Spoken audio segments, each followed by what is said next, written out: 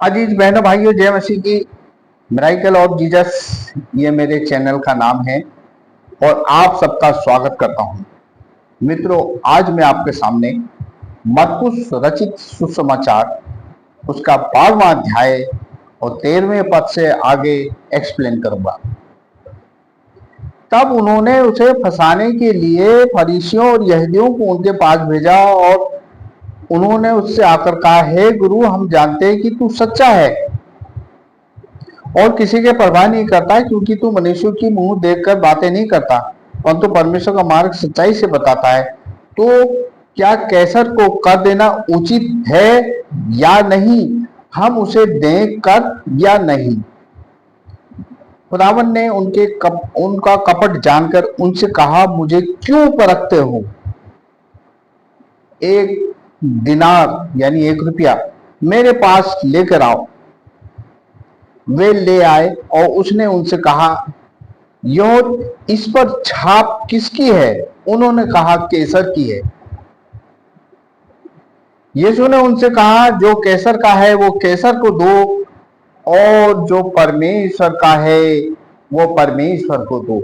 मित्रों, ये बहुत ही भावपूर्ण वचन हमारे सामने आया है कि परमेश्वर ने, खुदावन यीशु मसीह ने उन लोगों को कितना सटीक उत्तर दिया कि फरीसी और ये हेरोदेसी लोग खुदावन को परखने के लिए आए कि क्या हमें टैक्स देना जरूरी है। तब खुदावन ने उनको इतना अच्छा उत्तर दिया कि और उन्होंने वो पैसा मंगवाया, वो रुपया मंगवाया और कहा कि इस पर किसकी छाप है? उन्होंने कहा, इसमें कैसर की छाप है। तो खुदावन ने कहा, ठीक है, इसमें कैसर की छाप है, जो कैसर का है वो कैसर को दो और जो परमेश्वर का है वो परमेश्वर को दो। मित्रों, आज तमाम मिनिस्ट्रियों में जो डुप्लीकेट मिनिस्ट्री बनी हुई है, तमाम प्रचारक जो डुप्लीकेट बने हुए, जिनका एक ही लक्ष्य है कि पैसा कमाना। मित्रों, आज ऐसा हो रहा है कि मिनिस्ट्रियों में लोग 10% के हिसाब से चर्च में आने का मुआवजा मांगते हैं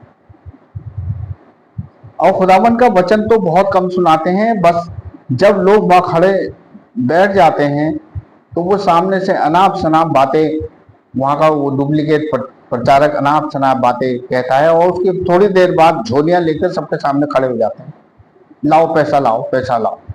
और कुछ रजिस्टर्ड चर्चों में पादरी लोग ऐसा करते हैं कि वहां पर वचन को बांटने के लिए और अगुवा बनने के लिए तनख्वाह मांगते हैं कि हमें तनख्वाह दो। डीएस और बिशप से कहकर कहते हैं, हमारी तनख्वाह निर्धारित करो। अरे, जिन लोगों ने पैसों में प्रभु के कार्य को किया तो वो कार्य सिद्ध नहीं होता। आज ऐसा ही हो रहा है मित्रों। चर्च में 10% की पैसा लाओ कहते हैं और जो बेचारा नहीं दे पाता उसका नाम मेंबरशिप से काट के हटाते हैं, उसको भगा देते हैं चर्च से।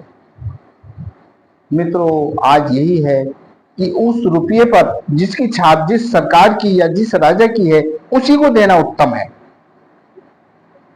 लेकिन खुदावंद यीशु मसीह ने यह कहा कि जो परमेश्वर का है वो परमेश्वर को दो। मित्रों, इसमें बहुत बड़ा भेद है और प्रभु ने बहुत कुछ कह दिया इन शब्दों में। यानी ये परमेश्वर ने अपने स्वरूप में हमको बनाया, हमारे हाथ पैर सब कुछ और मुंह परमेश्वर ने अपने स्वरूप में बनाया और उसने एक सबसे बड़ी चीज दी है हमारे अंदर, आत्मा, जिसके द्वारा हमारा पूरा शरीर चलायमान हो रहा है। मित्रों, परमेश्वर ने ही सब कुछ दिया है हमें। हमारा जीवन जो है ये परमेश्वर के हाथों के द्वारा ही बनाया गया। इसलिए खुदावन यीशु मसीह ने आज ये स्पष्ट किया कि मनुष्य को अपने जीवन का जो परमेश्वर का है परमेश्वर को दो। यानी कि अपने जीवन का हमें अधिक समय परमेश्वर की हुजूरी में बिताना चाहिए। मित्रों, चर्चों में हम जाते हैं तो महीने के अंत में कहते हैं 10% लाओ। हम मानते हैं कि ठीक है, चर्च में तमाम प्रकार की चीजों की आवश्यकता होती है, वो इंसान अपने मन से जरूर देख के उन चीजों को खरीद कर चर्च के लिए रखता है। लेकिन आजकल के पादरी लोग जो तनख्वाह लेकर काम कर रहे हैं, वो जबरदस्ती कहते हैं कि 10% लाओ, नहीं तो निकाल देंगे चर्च से। ऐसा नहीं होना चाहिए मित्रों। प्रभु कहना चाहता है कि तुम अपने जीवन का जो मेरी छाप तुम्हारे अंदर है वो परमेश्वर का है, परमेश्वर को दो। हमें 30 दिन जो महीने के होते हैं उसमें यदि 10% के हिसाब से हम लगाया जाए तो 3 दिन हमारे ऐसे हैं जो परमेश्वर को हमने देने हैं। यानी 3 दिन हमने उपवास में रहना है और सारा समय प्रभु के चरणों में रहकर उसकी स्तुति प्रशंसा करनी है कि उसने हमें जीवन दिया है और हमें मनुष्य बनाया। सबसे श्रेष्ठ कला है मनुष्य परमेश्वर की। इसलिए हमें जो परमेश्वर ने दिया है, जो परमेश्वर का है, वो परमेश्वर को देना। यानी हमें सारा समय जो महीने 30 दिन होते हैं उसमें कम से कम 3 उपवास रख कर पूरी तरह से प्रभु की स्तुति और महिमा करनी है। यही उसके लिए एक बलिदान होगा।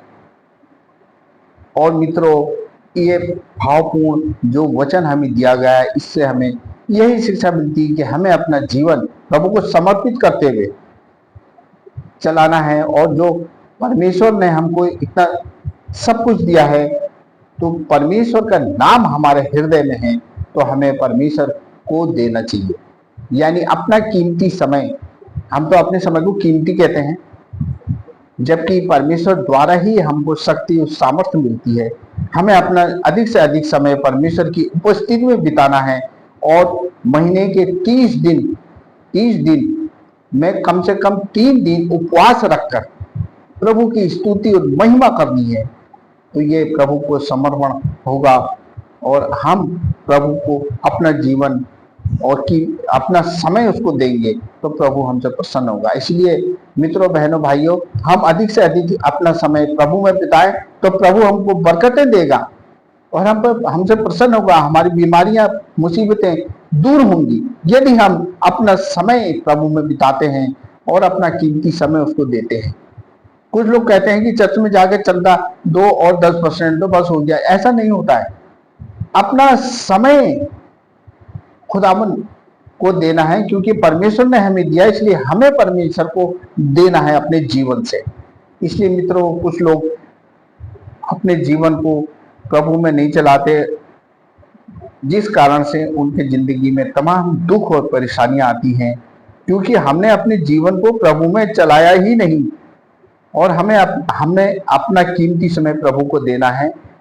महीने में कम से कम 3 उपवास रख के आराधना और प्रार्थना में पूरा समर्पण करके रहना है, तो प्रभु की आशीष से हमारी जिंदगी में आएंगी और प्रभु का अनुग्रह और दया हम पर होगी, क्योंकि हम उसके बेटे बेटियां हैं और उसने हमको जीवन दिया है और बहुतायत का जीवन दिया है। मित्रों, आज हम अपना अधिक से अधिक समय परमेश्वर में बिताए। प्रभु आपको आशीष दे और अपना अनुग्रह प्रभु आप पर बनाए। आमीन।